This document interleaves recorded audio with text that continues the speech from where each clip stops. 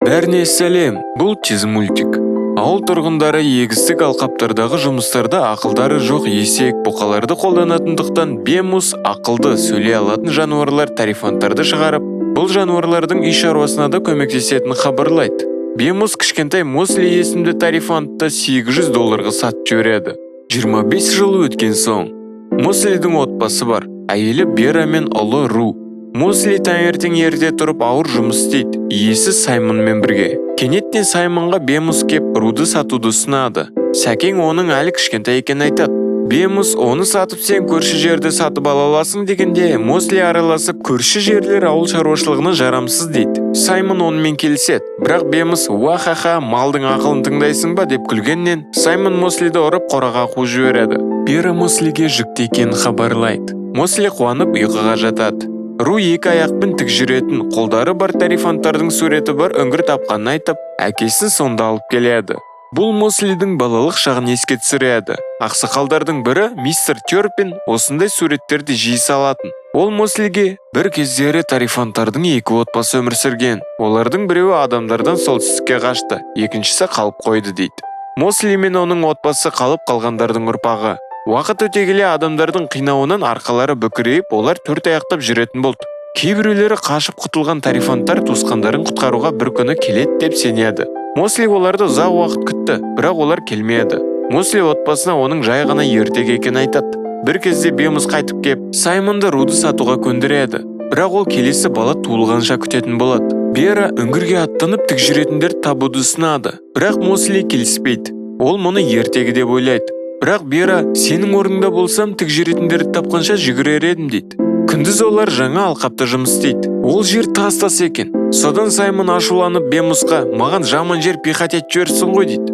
Ру әкесіне жүгіреді. Мосли құлдықтан тойды. Ол ұлына тік жүретіндерді табу үшін үңгірге аттанатынын хабарлап, анаң мен әлі туылмаған бауырыңа қамқор бол дейді. Сосын Мосли қашып кетеді. Саймон Руды сатудан айнып қалады. Бемус, Уорфилд деген тарифонттарды жақсы түсінетін адам бар. Мен оны ертең алып келем. Сосын біз Мослиді іздеуге аттанамыз дейді. Кейінірек Бемус қалаға оралғанда, оның тарифонты Терпин бір досын кездестіреді. Досы Терпинға джунгли ортасында орналасқан үңгірлер туралы, олар тарифонттарды алдап тартатын тұзақ екенін хабарлайды. Келесі күні Бемус пен Терпин Саймонға Уорфилдті алып келеді. Ол тарифонттарды аулаушы.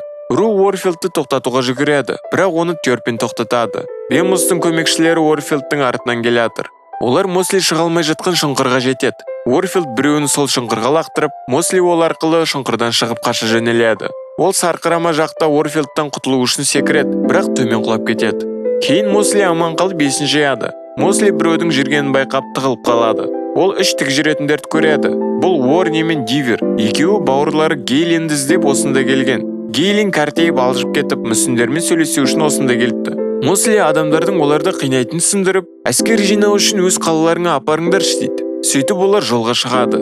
Дивер маникюрін көрсетіп мақтанып, қолды қалай қолдану керектігін айтып береді. Мосли Руда осында болса күшті болушы еді деп ойлайды. Біраз уақыттан кейін олар жеміс бағы деп аталатын орманға жетеді. Тік жүретіндердің қаласы Кенезарет орманның ар жағында орналасқан. Бірақ олар орманға кірмей оны айналып өтуі керек. Өйткені онда елестер бар. Кенет Мосли жеміс бағының астындағы үңгірді байқап, бұл қалаға апаратын қысқа жол екенін меңзейді. Бірақ олар ішке кіргенде қауіп төніп, олар әрең аман қалады. Содан олар ұзын болса да қауіпсіз жолмен жүруді шешеді. Кешке олар от жағып, Мосли отбасын сағынып, ұлы Рудың сотқар бұзық екенін айтады. Ру сол уақытта Терпинге кеп, тік жүретіндер туралы сұрайды. Терпин жақсылап тұрып айтып береді. Басқа жақта Гейлин ай кезбе болып жартастан секірейін деп қалады. Оны тоқтатады әйтеуір. Бірақ Уорфилд келді.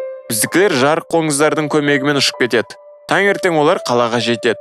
Мосли қалада жүгіріп, мұндағы тарифонттардың барлығы кәрі екенін байқайды. Уорни Мослиден патшайымдармен кездесуді сұрайды. Патшайым біз сендерге көмектесеміз дейді. Бірақ Мосли оларды кәрі санайды. Адамдарға қарсы күштері жетпейді деп. Кенет Уорфилд кеп, садақпен Гейлинді атып түсіреді. Гейлин өледі. Мосли патшайымға қауіпсіз жерге тығылыңдар, өзім қарсы тұрам дейді. Оның қайсарлығын көрген патшайым, ол ең тік жүретін тарифонт екенін айтады. Қарғысты жоюға үміт бар. Жеміс бағында тірі ағаш өседі. Соның жемістері тарифонттарды емдей алады. Мосли соны табуға ниетті. Сол мезетте Бера туайын деп жатыр. Ру батылдығын жинап, мұны Саймонға хабарлайды. Мосли болса Уорфилдтан орманға қашады. Уорфилд Мослидің екі көтеніне екі жебені тигізеді. Кенет жарық бір нәрсе пайда болып, Мослиді қалаға алып кетіп, одан не қалайтынын сұрайды.